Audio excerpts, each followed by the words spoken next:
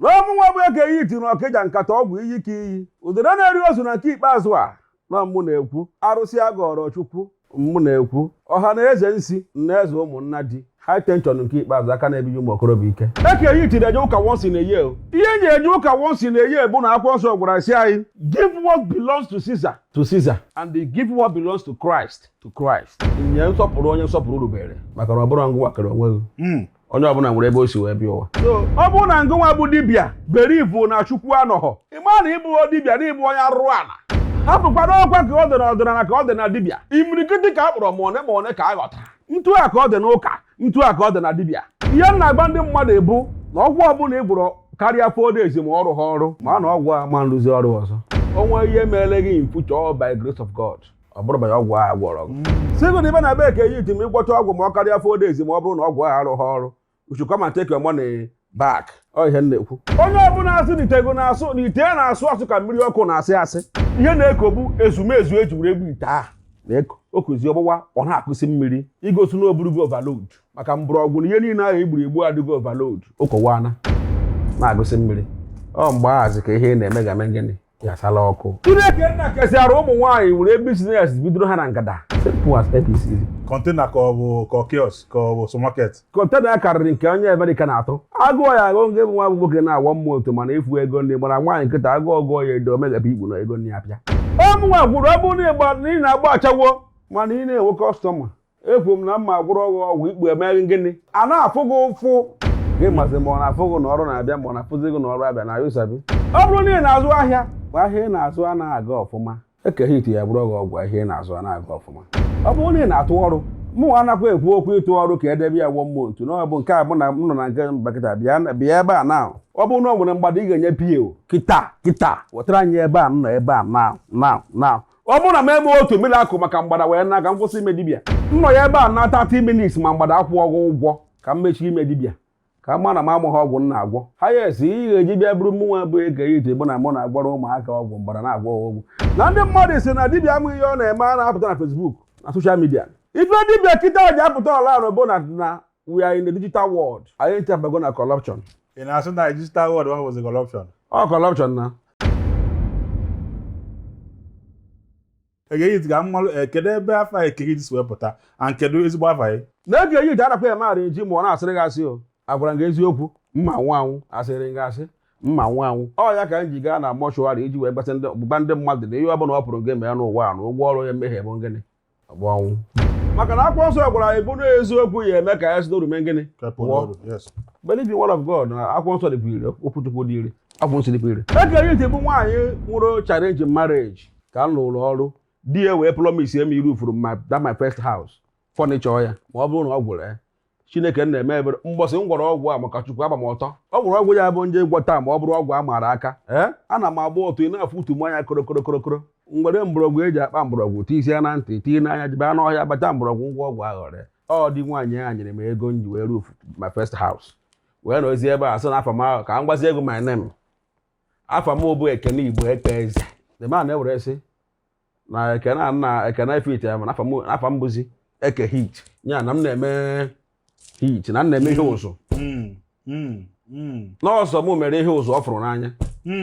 anakwa m ekwu okwu a na ọnwa ndị ya gbọmfọ ọgwọ na ma ọ kidnapa ma ọ bụ onye ohi echi niile kama ana m ekwu okwu a ka ndị mmadụ truth. Yes, ka ọ dị on record. Maka na ofu okwu na-agba ndị mmadụ bụ tupu isi na mmadụ dị njọ maka na mbọ ka ịkpọ onye ahụ nso mana ma onye afọ dịkwa njọ maka na ihe afọ onye ya bụ post ya kịta ibi ndị oyiwu na-abụghị baba ihe o nwere ihe post na ihe mere ya own content on your own post ho ihe afọ comment say get away you criminal ị na-ezuzu ya na-emegheri mgbe na onye ngini mere na onye a ekpe na okwe nzuzu onye a na-akpọ 419 ọbịagobeghị igwe ewe before people believe ka egbuo karị onwe ndị nọ taa na-achọ onye a ga-egbu karịa ya onwe ndị nọ taa ihe ha na-achọ bụ the only thing ha ihe eme ka ha dị happy bụ na pull you down from your success and how will they pull you down they can never pull you down bịa oyibo apụọ m n'ọnụ ha ya epuru you down ebe gosi nginye ha ego ha ya epuru down ebe gosi mgba ngị na ego ha ya epuru you down ba ịchọ otu asịrị ka ọ n'isi gị ka ọ tụrụ ndịba ka e were kpọọ ajọ mmadụ so na Eke Hit ya na atata bụ ọsọ mbụrụ bara anya so dị na-ekwu bụ na nke ọ bụrụ ị na-eme gee ntị ijide eziokwu ọ ga na-agara ahụ ndị ejide na-asị eme ihe bifo esi na mmadụ si na nọọsụ gbaa mbọ ruo onye ahụ nso mara ma ihe agha asị nọọsụ ma ọ bụ eziokwu a sị na ngwọcha ọgwụ ma ọ karịa 4 days ma ọ bụrụ na ọgwụ m arụghị ọrụ come and take your money back n'ọnụ oyibo kemgbe m ji pụta ụwa ụmụ ndị egwuregwu a mbụ n'ụwa na-abụọ nke a m kwuru ya nke ikpeazụ online ndị mmadụ eburuzi ya na-akwụgharị ị na-ebi ya akwụgharị ebe m gwara gị the truth kedu ị na-egburu oge kedu ị na-ada adatụrụ Eke Hit wara ịma na Eke Hit na-eme nke afọ na na ọ bụ ka asị na-asị ka ọ bụrụ ya asị ka ị ga-eke mụnwa bụ Eke Hit na Okija anakwa eme ihe arenji mana ọ bụrụ ofu okwu mma n'elu ụwa ofu okwu mma bụ na onye ọbụla eji akụ asịrị ebe ya bụ onye na-aba n'ife onye nwere ihe eji ya akụ ọ na-aba n'ife you are nobody. Eke Hit gwọrọ gị ọgwụ ma ọ karịa 4 days ị nidhi ije ezigbo ihe mbaba na-efe ihe Eke Hit mere ego ị nidhi ikpe onye enu ị nidhi ikpe onye ana ịmarakwa ntụ ahụ isi nye m ego ọgwụ a gba m na ọgwụ m gwọrọ gị arụghị ọrụ bịa ṅụọrọ m arụsị I will take your money and give you back ọ na-abụ ọ bụrụ asị ka ị na-asị ka ngụ na arụsị gbarịba I am the native doctor onye na-enye mmadụ achọ lands ihe ọbụla m mere bụ ntụ aka o si adị ndị ọ bụ ntụ aka Chimuso ekwu maka ya Eke Hit enwe ife ikwu nchọ ịkọnfam ya otu a ịkọwa gị ya mana achọrọ m ka ịkpe anya aka because ana m sometimes ị na-afụ ndị mmadụ online you don't know how intelligent or how wise they are till you meet them enwe ife ikwu ịbịa sị okwuchukwu dịkwa ile this is the first time m na-anụ ka edibịa na-ekwu that the word of God which is the Bible is effective na ọ dị ire biko inwe ike ịkọwala ife mean by that akwụkwọ nsọ si anyị na ngozi ga-adịrị onye ji afụrụ ọmame gịnị ma kweru listen ịfụlọ ma na-ekweru kedu ihe mere na amaghị ekpe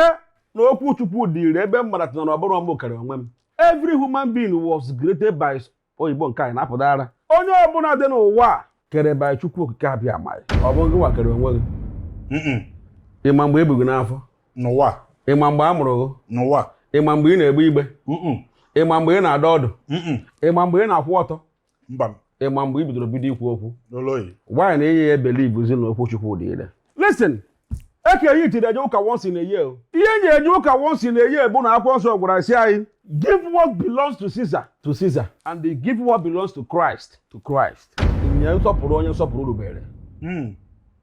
maka na ọ bụrụ ngụnwa kere onwe gị onye ọbụla nwere ebe o si wee bịa ụwa so ọ bụrụ na ngụnwa bụ dibịa berivu na Chukwu anọghọ ịma na ịbụ dibịa na ịbụ onye arụrụ ana hapụkwana ọkwa ka ọ dị na ọdịnala ka ọ dị na dibịa imirikiti ka a kpọrọ ma one ka a ghọtara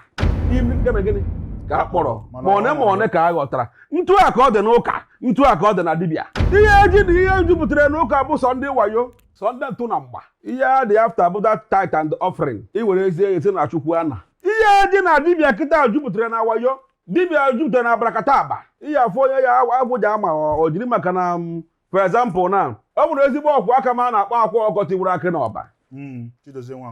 Chidozie Nwangwu akwa ọkọ bụ na online ka ọ na-afụ mụnwa na-afụkwa ya online na mmanya person mana towards mgbe o nwere nsogbu mụnwa bụkwa Eke Hit pụtakwara asị ma co-worker n'ọnụ oyibo colleague ekpere nye ekpere agara m ya mmiri ka Chukwu mee ebere ka arapụ ya maka na ọnwụ anwụọ na o nweghị uru ọ bara m anọ ya bụ ihe ifere dịrị dibịa ịya afụ ndị ya sị kere ọgwụ ke agara ya mmiri ọ dịkwu rekọd ịchụkwa mgbado vidio ma my phone ipile efu ya mgbe agbadara ugwu mma anaghị arị bifo arịnya maka ya nwa were ego m go nta gị mụrụ oko tupu aja ka ọ bata ihe nji mee ya bụ na sọsesi ya na-atọ m ụtọ ise small boy ihe ọma Chukwu na-emere ya na-atọ m ụtọ maka na ọ bụrụ na ike ka aka ya ọ ntu a ka e kwesịrị ka dibịa si na-eme maka ọ bụrụ na anyị nwa bụ dibịa ji ofu obi hapụ ị na-agba mgba against mmadụ ibe anyị ndị otu anyị ndị mmadụ ga na-enwe egwu ịkparị dibịa mana dudoro na-emeje ebe onye a ọ sịghị taa na ọnwa onye a bụ taa onye omere gịnị taa ka ya menwuru taa kwuo okwuru onwere menụ ị na-ekwu against onye nrụ na-abụ n'ofu igburu one ka ifugoro fada na Katọlik nke ọnyụ mamịrị ifiru na ihe ọjọọ adịghị na Katọlik ekpughere gị ihe mkpughe dị na Katọlik mana you can never hear ya anụ ya ma ọ fụ ya the secret ka o reveal outside maka na ha dị together. Eke Hit the first video m fụ about you bụ mgbe a Junior Pope na trend ka m fụkwa video gị ebe ịba mọchụarị ọzọ na-asị weda ma ọ bụ Junior Pope nwa na-achọ achọ ka ọ bụzi ngwa achọta na-asị kedu ife mana the video ekirisi m n'isi ka ebe melụ mgba inwe ike kọwala anyị ife meju ebe a mọchụarị and I don't sure that is the first video ime na mọchụarị gaa n'iru video m ji eme na mọchụarị trend bụ ejere m nye a word of advice to people. Very soon ndị mmadụ ga-ama na Eke Hit bụ onye amụma. Very soon ndị mmadụ ga-ama na Eke Hit bụ nwa Chukwu wepụtara ka ọ were mgbọrọgwụ na akpa ahịa na-emere ụmụ Igbo ihe maka na omemma na mma ya ana omendọkwa na njọ ya ana. I nwere ọrụ m ị ga-agba na ọmụnwa bụ Eke Hit na Okija na-ekwu nkata ọgwụ iyi ka iyi. Udene na-eri ozu na nke ikpeazụ a arụsị agọrọ Chukwu ọha na eze isi ọ na-eze ụmụnna di nwatakịrị mgbọchọrọ ọgwụ nachara mmanya sị mba na ihe mbụzi high tension. Kedu mgbe iji ekwuru na 4 days ọ bụ na ọgwụ ya lero because this is the first time nna anụ dibịa na ya warranty afụgo ụmụ dibịa online si mmadụ nyanwe okwukwe ọ gosiri ọgwụ sị ya nwe okwukwe na okwukwe bie onye asịzi ya kedu ibe o ji bịazi ịgwọzi ọgwụ ebe ọ bụ na okwukwe ka enidi mfe ọgwụ to ịlụ ọrụ mana ọgwụ Eke Hit bịa na-asị 4 days oluọkwa ofu izu ụka nọsịbụ 4 days kedu ife nye gị that assurance and kedu ife iji ekwuru otu a Eke Hit enigwe gbara m osiarị a na-agbara m osiarị o nwere ofu okwu na-agba ndị mmadụ and o nwere okwu na-agba ndị mmadụ abụọ na onye ọbụla nwere ihe o nwere ya eji ihe o nwere wee na-anya isi onye ọbụla nwere ihe o nwere ya eji ihe o nwere wee na-aba mba onye ọbụla nwere ihe o nwere ya eji ihe o nwere wee bụrụ odogwu ihe kara m obi iji ekwu na ọgwụ m na-ere 4 days ka m na-achịkọwara gị ya taa si na ọ bụ ihe si n'aka nna m ka m na-eme ndị mmadụ a na-afụ ebe a na-agba ha eziokwu ndị mmadụ ọta na Eke Hit na-ekwu eziokwu and the people are confirming ndị mmadụ na-ebute ike iji ebe m nkịta efe enya people na-abịa eburu ike na be m ihe eji gba ndị mmadụ na ọgwụ na-ere 4 days eji anụmanụ dị iche iche agwọ ọgwụ ịma na ihe ọbụla igburu bụ ọbụlagodi mmadụ nwụrụ anwụ nkịta hapụ ya etriti ya 2 days oko ọ ga-ede gaa 2 days oko ọ gaa 3 days ọfụwa ite ahụ iji wee gwọ ọgwụ ahụ ama mbazi dị ọgwụ ọ ya epuru ya maka na ezumezu dị na-eme na gịnị elego ọ mgbe ahụ ite ahụ kọwara ka ihe ị na-eme ya ebu m up mgbe ahụ okoro ka ngwa ha ya eko mgbe ahụ okoro ka mgbado ọbụla iji ya gwụrụ ọgwụ ga na-akwụ gị ụgwọ 3 days o buwana 4 days ọzọ ọ na-agụsị mmiri ọ na-agbasụ ụfụ maka na ọ nweghị ite na-asụ asụ ka mmiri ọkụ onye ọbụla asị na itego na-asụ na ite na-asụ asụ ka mmiri ọkụ na-asị asị ihe na-eko bụ ezumezu eji were egbu ite ahụ na-eko okozi ọgbụgba ọ na-akụsị mmiri igosi na oburugo overload maka mgbọrọgwụ na ihe niile ahụ egbu adịgo overload okowana na-agụsị mmiri ọ mgbe ahazi ka ihe na-eme ga-eme gịnị yasala ọkụ for that week ị ya afụgodo ife ya ife ofu ya 1 week 2 weeks 3 weeks ihe dị na agha eji were egbu ya a na ego na nzeda maka na ije ebe mmadụ nwụrụ o lecha ahụ gbụsị ya ahụhụ for 1 week before 2 weeks ọ na-esiri asị ije ebe a 3 weeks ị na-afụzi ọkpụ ya ije ebe a 1 month efu ya na-akpọ skeleton ihe m na-agba ndị mmadụ ebu na ọgwụ ọbụla ị gwụrụ karịa 4 days ma ọrụ ha ọrụ ma na ọgwụ a ma nrụzi ọrụ ọzọ onwe ihe meele gị in future by grace of God ọ bụrụ banye ọgwụ a gwọrọ ndị mmadụ pụtara believe n'okwu na-ekwu confirm mụ na dibịa na-ekwu uru okwu a nwere ọgwụ ndị dibịa dịkwa ọdị ka ọ dị m mkpa ewere chọba ndị bloggers a ya akwụ ụgwọ ka e were blackmail ya ma ka e were kpọọ m scam ka m were luzuo ma people na ndị nna abịa arụrụ ọrụ and ihe ndị bloggers a ji eme ha kwutọọ mmadụ ha tagha peji onye a bụ ka ndị bad follow ya na-ebelive n'ihe ọ na-eme nwee ike bata to your page ọ na-abụ ọnwụ ihe ọbụla ị na-ekwu ọ ndị a ga na-asị gị 419 kidnapper onye ohi maka na ha esigo na page their mentor bata to your own and they are there to condemn you ndị mmadụ saa n'anya arụ na abụrụ ewu ị na-agba m na ọ bụrụ na jee paakị na-agba m n'ọkụ n'ụdịka ihe a ya eme ị na-agba m na ọ bụrụ na okongwu dibịa na-agba m n'ọkụ n'ụdịka ihe a ya eme ị na-agba m na ọ bụrụ na na-enyere ndị ụka na mụ na ya na-arapọ na ọ naghị achọ ntụ oyi esi wee goro peji ya ọ na ifuru ebe a na-enyere ndị ụka na jee paakị na-egwu mmiri na ọ na ifuru online chọgodi ya ọ dị ya ka afịa na ebe a na-enyere ndị ụka ji epe jee paakị visit by na ihe o mere agasịgbere ya na ọ na-enwezi kọstọma na beach jee paakị a na-akọwa na na-enyere ndị ụka bụ old friends ya ọ dị online na ọ na o doro anya nọ mathematics jee paakị bịa bụ onye ebubutere n'ihu ọgụ jee paakị apụta n'ihu ọgụ condemn Eke Hit na mbụ na-eme nke a na-eme nke ọzọ okongwu dibịa eburu ya maka na okongwu dibịa ada agbam n'ọkụ efuru nke ịgbam n'ọkụ taa na ihe afụ problem maka na kama mma ewere ego nye ha kama ọ daa nke America njebe je gbaa n'ọkụ na America ma manye na ha ego a jee paakị wanted to promote me jee paakị chọrọ ka ndị mmadụ mara onye mbụ mana ọ gara in a long way the way the plan set up the long. So the way the plan is we set up between them and Okwu dibia. Mere ka ndị mmadụ pụta ma say fake. Why I'm not fake? Eke Hit biko gwa anyị ka ezigbo afa Eke Hit kedu afa yi kedu ebe amụ yi kedu ebe ito kedu ebe ị ga primary school secondary school kedu your background gaa n'iru. Would you like your business to go as viral as possible? Would you like to partner with us or place an advert on Gbam? Contact the numbers on your screen today. Let's take your brand and business to the global market. No nwere ka na-adị were na-agba egwu na ọgbụgbụ ogene ka ndị beka n'ogbu na ka were nwe ihe ha na-ekwu. Mba ga n'iru onwere ife na-eme. Ha Igbo wa karịa. Hey! Evobo. Nke izizi bụ na Eke Hit bụ onye Okija. Abịa na Okija, abụ m onye ụmụ ọfọ Okija. Abụ m nwa nwoke ọcha Igbo ekwe eze, oke dibịa ama na Okija. Abịa na ka esi wee mụọ Eke Hit, ka esi wee mụọ Eke Hit erika. Maka na ibe m na-agwa ndị mmadụ bụ na anụ uso na-agba ọsọ. Na ikpu nwere isi, kpatara nji wee kwuo okwu nke ikpeazụ a sị na ọrụ onye na-agba achawa mana ị na-enwe kọstọma na mma gwụrụ ọgwụ ikpu a na-afụ gị ụfụ. Ọkụ ya bụ otu okwu a na ikpu nwere isi. Ebe ọ mụrụ m nwa bụ Eke Hit bụ n'ihu arụsị a na-akpọ ogbugbu akpụ Okija. Nke bụ eziokwu bụ na nne Eke Hit amụrụ Eke Hit n'ụlọ ọgwụ. Maka na nne m mụrụ ụmụ 12, 11 na nwụọ. Ewere bụ ụmụ nwa bụ Eke Hit n'afọ 13 good months. Agụrụ ma n'ihu ogwu akpụ Okija nwere nsọ. A na-abụ asọ mmiri ebe a ma a na-anyụ ya mmiri. Nne m asị ka ọ na-eweta aka 7 o'clock in the evening. Amịrị ya na-awara ya awara na-awara ya awara. Ewere bini ya sị ka ya pụọ iro jee nyụọ amịrị. Mbini ya ka ya biniziri nwa isi ya na ya na-ahụ dekapụta. So na ebe a mụrụ nwa bụ Eke Hit bụ n'ihu arụsị a na-akpọ ogwu akpụ Okija. Mana nwa bụ Eke Hit bụ onye ụmụ ọfọ bụrụ nwa nwoke ọchị Igbo ekwe eze. And ihe sikwanụ na-agwụ a ifuru Eke Hit na-eme bụ ihe na-ada ya ada. Dịka nwa bụ Eke Hit na Okija ji eme nkwucha okwu ọgwụ. Sigo na ibe na be Eke Hit ma ịgwọcha ọgwụ ma ọ karịa 4 days ma ọ bụrụ na ọgwụ ahụ arụghị ọrụ. You should come and take your money back. Ọ ihe na-ekwu. Mana nwa bụ Eke Hit na Okija tupu ngwaọrụ mmadụ ọgwụ ana m ebu ụzọ agba afa. Maka ọrụ ihe nna agwara m ihe a. Afa nna aka nna agba. Ọgwụ nna aka nna agwọ na ngwurube nna aka mbikwu ruo nke mbiri. Nna agwara m tupu ngwaọrụ mmadụ ọgwụ m bụ ụzọ gbacha afa. Ma o nwere ihe ga-ebute na ọgwụ ama nle. Ọ bụrụ na o nwere ihe ga-ebute na ọgwụ ama nle, mụ burugodo ụzọ chụọ na aja mee ka ihe anyị efe n'ụsọ. Ọ bụ na ngwaọrụ ọgwụ a ka ọ bụrụ ihe ndị mmadụ chọrọ ka a ya afụ na be m. Maka na ndị gboo kwuru wee sị na otuto dibịa abụ ọrụ ọ na-arụ ma nkọcha dibịa abụ ọrụ ọ na-eme. Kama ị ga-eme nke nkọcha mee nke otuto. Onye ka eji ekwu ihe niile a na-etrend online, ụfọdụ na-akọ nta, ụfọdụ na-akọ imo, ọ na-agbamụgharị. N'ime ndị niile ahịa na-akọ ihe niile ahụ, ọnwa ọhụma onye isi apụta kọwa ka isi gaba ga-eji ọkọwa nwe maka na asị ọkwa na-akụba ire. And ofu ihe nchọpụtara n'ụwa a bụ na Igbo enwere ịfụnanya ebe ibe ha nọ. Ọkwa ya ka Chukwu na ji lecha anya akpa ka ihe agha anyị na-achọ ruo anyị aka. But na we are playing na-aga ọfọ na-achụ aja ka ihe a chọrọ ruo anyị aka ntụ kama ntọdịzi ya dị. Maka na ọ bụrụ na Chineke nna egbatawa breki cheretụ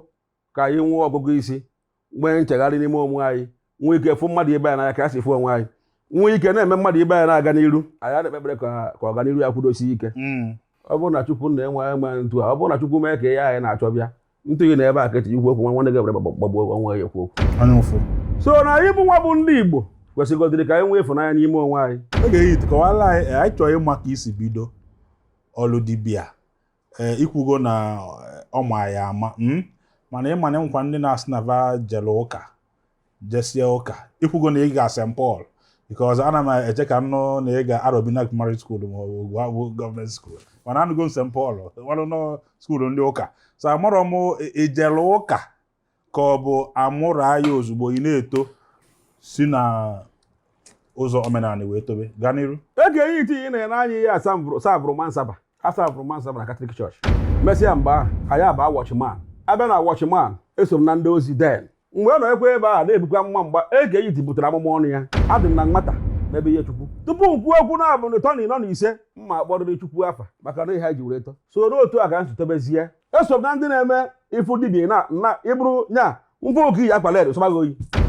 mana ga-enwe mkpakọ ọ ihe a mere m ji wee kwucha wee sị na ihe ọbụla mmadụ ejuru bịa na-abịara ya nna asị nwa m bịa ka m buru ofe a na ọmụ ka ofe a na-eche gịnị ka m na-egburu oge kedụ na-agagharịrị m bịa ka ya were nke a dị ndụ gosi m mgbọrọgwụ na akpa ahịhịa nsị ya mpana ọ bụrụ ya ga-eme ka m bụrụ mmadụ na mmụọ dị jetere ya nsị fọrọ nga na megide ihe nsị fọrọ m sa abata mgbe a okwucha okwu a ego m ji etipịa mụnwa bụ Eke Hit ebido ịgba ọkada na ọzọ bụrụ na Gbake Junction anyị megide ihe mgbe a nwere egwu ya na-achọrọ m isi efe Ghana ọsị m oge ole ka m ji ngwa kpọrọ m anyị agba moto jee Ghana na anụ ngwa ka m na-ere ahịa ya na-ere oge a bụrụ oke mana ebe a na-eje azụ ya gbaa bụ ebe a na-akpọ katamanto na Ghana ka a na-aga aja ezu katamanto na aja ezu ya oke n'abalị abịara ya na Rungba mbekata ya ahụ na agba gị ihe adam and ọ na-aka njọ na ọ bụrụ na anyụ anyụ na-agba agbọ Dysentery. O megide dysentery nke ọ bụ dysentery na ọ bụ agwụ na-akpụgharị m megide ọ karịa nke na afụkwa ego moto eji anata anyị zekwa m ụmụ Igbo ka anyị si bata bụ ozi ka anyị siri mmadụ maka Chukwu nge na mmụọ nge na ana ka m pụtara nwanne ewi ọ so na ọ bụ onye otoro Nnewi mgbe a mana ịjụọ mbe nna ya ma m anyị apụta oge ahụ wee pụta wee zie ya ozi were ego ihe ọ ya eme jos afụrụ m ya mmụọ asị m bụ onye a na ihe dị ntu a na-akpị ya mkpọọ ya broda and ego iji mmeri bankwu adịghọ ego ji eri washi adịghọ kwuru agwọ na anyụ m ịkpakwa anwụta na m okpo egbuo na m egbuo were gboku agwụ nsị nna wee fụda bọị kpọọ ya si ya na nwunye ya nọ na hospital kịta Okija mgbe ọ kụjara ka nọ ma na agwụ nsị gwara m eziokwu were sị ya na ọ ya eme bụ ya ruo ya were mmiri fee nwunye ya n'ihu maka ọ nwere ọgwụ mma mgbe ọ nwe ihe mma o were mmiri fere nwunye ya n'ihu ya bie nwunye ya aka ya kwuo na nwunye ya dị mma na nwunye ya dị mma ọ jụọ m ka ebe nna nọ ngwa ya ọ bụ na onye anọ close to my place and ihe nwụrụ mgbe akarịa mkpara akpa 20 ma ọ 30 nya mkpụrụ akpa condemns na amas and ego izu ọzọ atịsịa na nke a bụ ekwe m ya enyi amantụ nle wefu ego nri maka na ọ dịsizi ya mma ịmagoro ọkịrịka na the boy were eje wee si ntụ ya mgbara wee mee nwunye ya Chineke na-eme ebere ọrụ ọ dị bebazi were pọlda na aka na Ghana wọm pọlda na ahụ nye m ego tụọ m ihe m chọrọ ka ọ mere m maka na ọ na-ere akpa ọ na-ere butiki dị mma nsara ihe ga-emere m bụ mee ka okwu gbara m Naijiria ọbụrụkwa na eme na okwu gbara m na Naijiria na okwu adịghịzi ya maka Chukwu maka na onye Nnewi ka m gwara gị ha ya nwa ji aka ya jee tii m na moto ya nwa ji aka nye pocket money bata Naijiria dide m batara ka m na-akpọrọ m sị m nnọọ nwa m nzi ya ọ sị m kwụsị ịkwụgharị m obi ya ka egosi m mgbọrọgwụ na mkpa ahịhịa na ọnya gba akara aka ma garizina na oge ọnwụ ya dịgo nso na ụmụnna kwu m 10-15 years n'ihu na ya nwụọ na nna ya debere ihe tupu ya nwa nwụọ mmobi ya ga-edebekwa m ihe tupu ọnwụkwa mgbe ya nketa ana and ihe niile m gụrụ ọrụ oyibo I get nothing ọnwụ ya bụ na mmadụ egoro ọrụ oyibo were ihe nata nke a ịbata ọrụ oyibo gbara aka if moto ji Lagos no problem maka imegide ihe ruo Eko ọ naghị odisi nso osi ike bara ọ sịrị 15 mgbe a banye na kwụrụ ọtọ ruo Okija that's no problem nọ mkpa obu rugodi Lagos ọ Lagos bụ mkpa that time anyị were m ufuo o nwere ezigbo oyi nwoke a na-akpọ Ndenka nwa ogbo Ndenka ọnụ ụmụatụ egwu Okija Ndenka ewere je gbaa afa ewere na-agwa ya na ọ bụ agwụ nsị na ka m meji ibu ife a na-eme na 1989 ọ bụrụ sị m na ọ bụ agwụ nsị ka m eme mmoja aka mbụrụ mgbọrọgwụ mmoja aka mbụrụ afa mmoja aka mbụrụ dibịa n'ebe a ka okpo oku m si wee bịa ma agbaga n'okwu ọ gwara m agbagha na mgbagha okwu ọ gwara m agbagha n'igbe aza ma regret ya bịa Ndenka nwa ogbo ka m si naba na ruo be m were kpọọ nna aza m mgbe nna na ya aghọsị m memere gịnị ama ekwere ego nna m nwụrụ dọbụrụ banel mgbe ahụ ọ bụ anụ ụlọ bute dọbụrụ banel gba ya n'elu ha towagharị ọ nwere onye a na-akpọ Njọka aka anụ nwa onye a na-akpọ Uduka a na-asụ na-eti ijere mgbe a nwa onye a na-akpọ Abịa Amaghị na Okija ya iru Okija taa na nwa ha ji ama ha Abịa Amaghị wezi igbe o were kpọọ ndị ọya niile a were gba ha bịa na ya afụghị onye ga-anọchi anya ya mụ ya naba were kpọọ oriri nna m nwere oke ọgwụ nna m agbaje ntu a si na ya ga-enwe ihe ịrịba ama o nwere oke ube dị n'akụ bịa n'azụ bịa aka na enwo dị nso ọ sị na ube akụ ya bụ ihe a ga-eji eme ihe ịrịba ama mgbọsị nwe kpatara na ya ebu ọfụ ya osi ntụ atụdo ube ahụ aka ube ahụ agba n'isi kpọnwụgide ruo n'ọkpa ntama gbụsị ya akwụkwọ ya gwara gị ya bụ true life story ka m kọrọ gị ya ọ sị m jee makụọ osisi a na-akpọ aka na-enwo o nwere osisi a na-akpọ aka na-enwo amakwa mmụ na amụ ya osisi a na-akpọ aka na-enwo eji eke isi ọ bụrụ na ị chọghị ịnwụ anwụ ntụ akịta m eji akịrị gị isi nkechara gị isi jee na ụlọ debịa n'ụlọ gị ọnwụ ya egbukwe gị jee ebe ahụ ụlọ nwa kọọ ya before 2 days mmadụ nwụọ na akụ dịkwa ndụ ya nakwa gị ya bụ I'm telling you true life story ihe kpatara nje ba dibịa mgbe a bịa kpọcha oriri ya nna m ewere waka ebe oke ọkpa ile afa paa na agwụ isi weta ezumezu Eke Hit erie richaa ya ahụ 21 days ọ sị nọrọ igwe mmadụ afọ ndị mmụọ anya mgbe anyị na-agwụ nzu okpochi ebe na-agwụ isi ya 4 good days na windo ka esi ebe imu nne ya na ọrụ 4 days ya that 4 days ya gọ mbụ mbọsị Eke obere Eke ka o megere agwụ nsị ya wee were ofe agwụ nsị ma ọfa ndị taa wee nye m n'aka wee sị m na ọmụnwa bụ aka ji ọfọ na ngwuru ya taa lee ya ya nyere ya n'ọkwa ka ya mere gịnị ka ya nyere m sajụrụ na-ekwu na ọmụnwa bụ Eke Hit na Okija Nkata ọgwụ iyi ka iyi udere na-eri ozu na nke ikpeazụ a na mụ na-ekwu arụsị agọrọ Chukwu mụ na-ekwu ọha na eze nsi na eze ụmụnna di high tension nke ikpeazụ aka na-ebiji ụmụ okorobịa ike ebe nnọbido agwụ nsi bụ ebe a na-akpọ be ndị be onye kwụọ n'ezi ama uri na ilo waya onye ọbụla bụ onye uri jee confirm ọhịa na-ekwu ma ọ bụ ezi ya na 1999 so were mmiri akụ bịa ewuri m ewu n'ezi ama uri be ndị be onye kwụọ ya tụọ ese mesịa ọ nwụrụ ọgwụ ngwụrọ mgbe ahụ ka m na-eji ubi agwọ ọgwụ ọ dịkwa taa mana ihe mere m ji hapụ osisi ụmụ ọgwụ ahụ na-anụgoro m nwaanyị nwụtasịa na ụmụaka maka ihe nwoke na-apụtara ụwa bụ ka o nwee ọkata azụ ọ bụrụ na nwoke na-ana enwe ọkata azụ some people na-akparị Eke Hit taa gara eketa ihe mana based on ihe a na-eme ebe ka anyị nwee ọkata azụ ikwuru ma ikwuru njọ mmasị gị deme ya gaziere gị maka na a sị na ọ bụ ndị gboo tụrụ isoro ofeke mara ọgwụ mmadụ eme gịnị mmadụ ya agwụ ofeke onye obi ọkụ mara ọgwụ ogbuchie ndị mmadụ onye ahụ ifuru nwere ọgwụ nke bụ eziokwu bụ na ndị mmadụ si na dibịa amụ ihe ọ na-eme a na-apụta na Facebook na soshal midia mana asị nka njọ ndị mmadụ ajụjụ ụfọdụ ndị Amerịka na-agbụrụ ọgwụ taa ụfọdụ ndị Europe na-agbụrụ ọgwụ Senegal ọ bụrụ na m apụta ha online ha ga-ama onye mbụ ife dibịa kịta ji apụta online bụ na we are in the digital world anyị nchabago na corruption ma nga ebujo maba idikwa among ị na-asụ na digital world ọ bụ corruption corruption na ọnwụ ọgwụ ọbụla ị na-agwọ mana ọ bụrụ agagharị bịa na be Eke Hit na 4 days ka ọgwụ m ji ele adịghị ọgwụ ma ji ele 4 days bụ na ihe na-eme ebe ihe si n'aka nna aka m na-eme ọ bụrụ na ngwọrọ gị ọgwụ ma ọ karịa 4 days ma ọ bụ na ọrụ ọrụ I take money back na ọgwụ na-arụ ọrụ a na-akarị 4 days ọmụnwa gwụrụ ọ bụrụ na ị na-agba achawo mana ị na-enwe kọstọma ekwu m na mma gwụrụ ọgwụ ikpu emeghị gịnị a na-afụ gị ụfụ gị mazi ma ọ na-afụ gị na ọrụ na-abịa ma ọ na-afụzi gị na ọrụ abịa na yusabi I want to ask you a question. Can the full meaning of achawo work in Igbo? Onye bụ n'odi na anụ nwoke enye ya ego. If you sleep with a man will pay you. Yes. The full meaning of achawo work bụ ọrụ aka. Ọrụ aka and work. Mana maka nwa na kidnapping bụ ọrụ aka. Ekwo kidnap. Okay, side butaba. Ọ bụ ihe m kwuru. Maka na achawo enwere onye na-emegbu. Thank you. Mana kidnapper nwere onye na-emegbu. Chineke nna kesịara ụmụ nwaanyị were business bidoro ha na ngada. Container ka ọ bụ kiosk ka ọ bụ supermarket. Container karịrị nke onye America na-atụ. Agụọ ya agụ nke bụ nwa nwoke na-awọ mmụọ otu mana efu ego ndị mara nwaanyị nkịta agụọ ọgụọ ya edo omegapụ ikpu na ego ndị apịa. Ihe m kwuru bụ na ị nwere aka ọrụ mana ịnwa customers. Amụ ya bụrụ ọgwụ enwe customer. Ọ bụrụ ihe m kwuru. Aka ọrụ bụkwa na ọrụ eji aka alụ. Nke a bụrụ na aka ka eji alụ na mbọ ike. Igbu na aka ọ dị iche biko dị iche. Enwere iwe ngịnị ya egweja ma otu n'ikpo ọka aka. Thank you for watching Gbam. Do you want to be heard? Would you like the world to hear your story? Do you have anything educative, expository, enlightening, or informative to share with the whole world? Or would you like to show your God-given talent to the world? Come now to the most popular Igbo interview in the whole world, Gbam. Also, if you would like to place an advert or partner with us or take your business to the next level, contact the numbers on your screen today. Don't forget to follow us on all social media platforms at Young Content Factory. Thank you.